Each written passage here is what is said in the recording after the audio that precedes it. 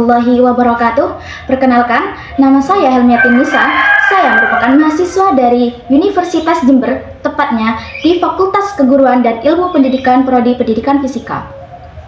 Nah, video kali ini saya akan sedikit membahas secara sederhana mengenai pendidikan di Indonesia.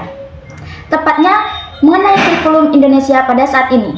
Lebih khusus pada yang sedang kita terapkan, yakni kurikulum merdeka. Di mana untuk kurikulum sendiri merupakan dasar dari seluruh proses pembelajaran. Dengan adanya perubahan pada kurikulum, tentunya akan berdampak besar, baik itu pada guru, peserta didik, ataupun masyarakat secara luas. Menurut saya sendiri, kurikulum merdeka merupakan suatu langkah progresif dalam sistem pendidikan pada saat ini. Mengapa? Karena kurikulum ini memberikan kebebasan, baik itu kepada guru maupun peserta didik untuk pembelajaran yang lebih kontekstual dan eksploratif. Artinya, di sini guru bisa menerapkan berbagai model pembelajaran atau desain pembelajaran pada peserta didiknya, tergantung dari karakter peserta didiknya. Jadi tidak hanya berpatokan pada satu model saja. Untuk kurikulum merdeka ini sendiri mendorong pembelajaran berbasis proyek, di mana menurut saya sangatlah cocok pada abad 21 saat ini, di mana abad 21 sendiri membutuhkan yang namanya kreativitas, kolaboratif, dan kemampuan berpikir kritis dari peserta didik. Salah satu keunggulan dari kurikulum merdeka saat ini yakni pembelajaran yang lebih berdiferensiasi. Apa artinya pembelajaran yang lebih berdiferensiasi ini? Yakni peserta didik bebas untuk belajar dengan gaya dan kemampuannya mereka masing-masing. Artinya di sini peserta didik bebas memilih dia ingin belajar menggunakan metode, model, ataupun desain yang bagaimana sesuai dengan karakternya masing-masing. Semisal, peserta didik ini ingin belajar menggunakan problem based learning, project based learning, ataupun lainnya. Dan untuk desain pembelajarannya sendiri, semisal lebih cocok Dick and Gray dan lainnya. Akan tetapi, untuk metode, desain, maupun model pembelajaran yang akan dipelajari oleh peserta didik itu juga tergantung dari guru masing-masing. Di mana guru di sini bebas memilih dari metode desain dan model tadi. Di mana guru juga menyesuaikan dengan karakter peserta didiknya masing-masing. Di mana sangatlah penting bagi seorang guru ini mempelajari atau mengetahui karakteristik dari peserta didiknya.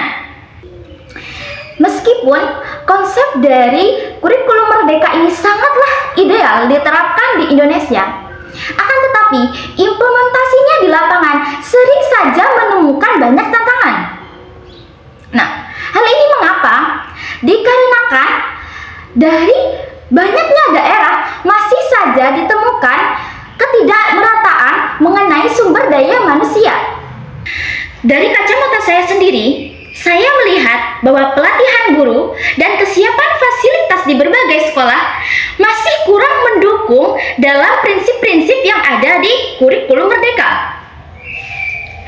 Di mana transisi pembelajaran dari kurikulum 2013 ke kurikulum merdeka mungkin merupakan suatu faktor penyebab di mana lahirnya kebingungan dan ketidaksinkronan terhadap rencana pembelajaran dan realita pembelajaran yang ada di dalam kelas.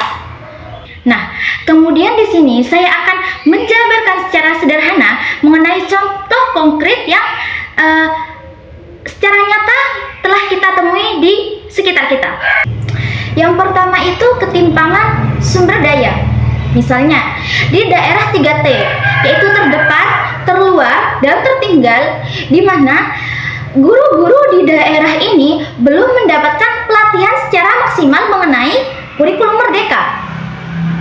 Bahkan untuk akses internetnya saja masih kekurangan, padahal internet di sini dibutuhkan untuk pembelajaran berbasis proyek.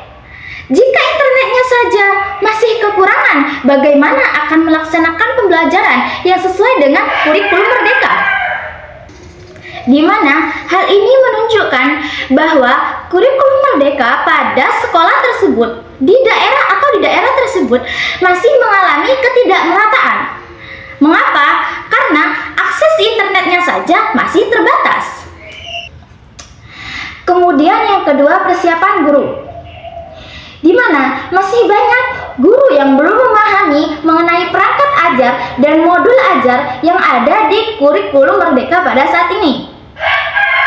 Saya sendiri pernah mengobservasi beberapa guru, di mana beberapa guru ini mengatakan bahwa transisi dari kurikulum 2013 menuju kurikulum merdeka sangatlah cepat.